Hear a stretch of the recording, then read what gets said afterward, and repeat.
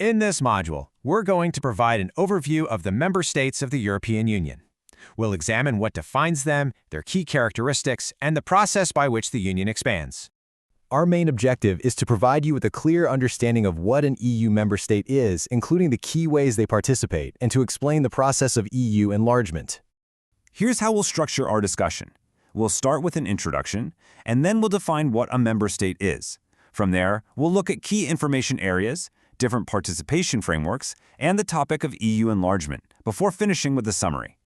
All right, let's begin. The European Union is a unique political and economic union which is currently made up of 27 countries. These nations, which we call member states, have chosen to work together to achieve shared goals of peace, stability, and prosperity. So now, let's move on and get a formal definition of what an EU member state actually is. At its core, an EU member state is a sovereign country that has voluntarily decided to join the European Union. When they join, these member states agree to the EU treaties, which means they agree to share some decision-making power in specific policy areas and to apply common EU laws and standards.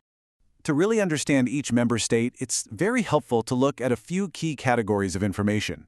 Each country has its own distinct system of government, as well as its own national economy. Understanding these factors, along with a country's geographical location, is absolutely essential for putting its role, its policies, and its perspectives within the wider European Union into context. Now, beyond these individual characteristics, a member state's role is also defined by how much it's integrated into key EU frameworks. You see, not all member states participate in every single EU initiative in the same way.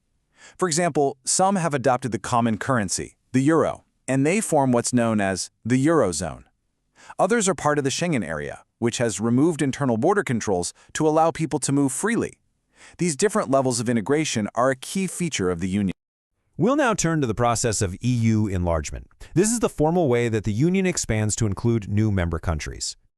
The whole idea behind enlargement is that it should be a win-win. For the countries joining, it offers access to the EU's single market and brings political stability. For the Union, it helps to extend the area of peace and democracy and strengthens its presence on the world stage. The enlargement process is very structured and quite demanding. A country that wants to join must meet a set of political and economic conditions, which are known as the Copenhagen criteria. Understanding this process, along with the history of past enlargements and the status of current candidates, gives you a full picture of how the Union has evolved over time. Okay, we will now conclude with a summary of the main concepts that we've covered. So, to sum up, a member state is a sovereign country that has joined the European Union and applies its laws. We can define each state by its unique government and economy.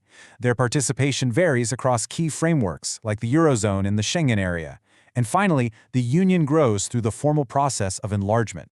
This presentation is one part of a structured educational series on European Union civic education. Further modules on related topics are available in the designated playlist.